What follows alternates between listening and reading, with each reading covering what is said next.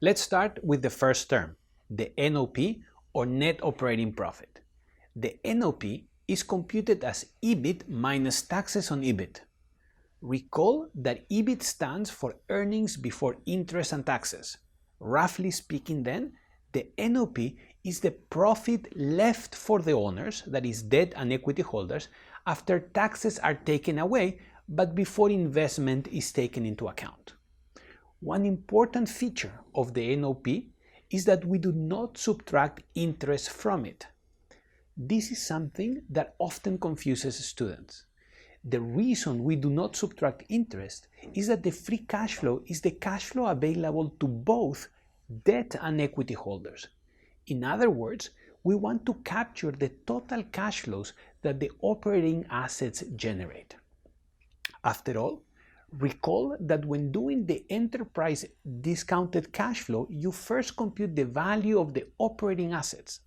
If we subtracted interest, we would instead obtain the cash flows to equity, which is only a part of the operating cash flows. This is exactly what we did in the coffee shop example in the last module. When we value the coffee shop using enterprise discounted cash flow, we did not subtract the payments of interest or principal to get the value of the assets. A second point I would like to make relates to taxes in the NOP. The formula calls for taxes on EBIT. We can compute these taxes by tax rate times EBIT. But corporations pay taxes after interest is subtracted from EBIT.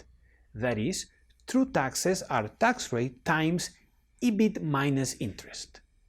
The difference between these two tax calculations is the term tax rate times interest. This is called the interest tax shield and represents the reduction in taxes due to the interest expense. As we can see from the formula, the free cash flow does not incorporate the interest tax shield. This makes sense as the free cash flows relate only to the operations, while the interest tax shield is a benefit the firm obtains when it borrows, that is, a financing benefit. But in any case, do not worry about this discrepancy.